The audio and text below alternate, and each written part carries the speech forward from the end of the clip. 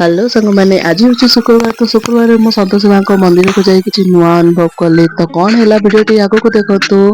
ନମସ୍କାର ସାଙ୍ଗମାନେ, ତ ମୁଁ ଆଜି ଶୁକ୍ରବାର ରେଡ଼ି ହେଇକି ଚାଲିଲି ମନ୍ଦିରକୁ। ମନ୍ଦିରରେ ନନା ଯଜ୍ଞ ପ୍ରସ୍ତୁତି କରୁଛନ୍ତି। ଯଜ୍ଞ ପାଇଁ ଦେଖନ୍ତୁ କେତେ ସୁନ୍ଦର ଆୟୋଜନ ଚାଲିଛି। ତ ଚାରିଆଡ଼େ ପରିବେଶ କେତେ ଶାନ୍ତିମୟ ଲାଗୁଛି। ତ ମୁଁ ଏଠି ଦୀପ ଜାଳି ମାଙ୍କୁ ପୂଜା କଲି। ତା ସହିତ ଚଣାଗୁଡ଼ ନେଇଥିଲି, ବହି ପଢ଼ା ସରିଗଲା। ତ ଏଇଠି ମାଙ୍କୁ ନୂଆ ଲୁଗା ପିନ୍ଧି ଫୁଲ ଦେଇ ପୂଜା କଲୁ। ତ ମୁଁ ଏଠି ଚଣାଗୁଡ଼ ନେଇ ଫାଷ୍ଟ ଗାଈକୁ ଦେଇଦେଲି। ଗାଈ ଖାଇସାରିକି ତାପରେ ଆମେମାନେ ସବୁ ଯଜ୍ଞରେ ଯୋଗଦାନ ଦେଲୁ। ତ ଏଇଠି ମାଙ୍କ ଆଶୀର୍ବାଦ ନେଲୁ।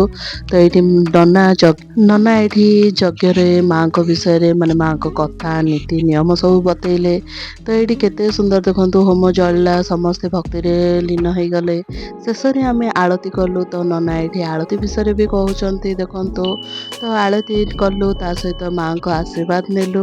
ଶେଷରେ ଆଳତି ନେଇକି ପ୍ରସାଦ ଖାଇକି ଆମେ ଘରକୁ ଆସିଲୁ। ମାଙ୍କ ଆଶୀର୍ବାଦ ମିଳିଲେ ସମସ୍ତଙ୍କୁ ଖୁସି ମିଳିବ, ଶାନ୍ତି ମିଳିବ। ତ ଏଇଠି ମୋ ଚ୍ୟାନେଲକୁ ସବସ୍କ୍ରାଇବ କରିଦିଅନ୍ତୁ। ମୋ ବ୍ଲଗଟି କେମିତି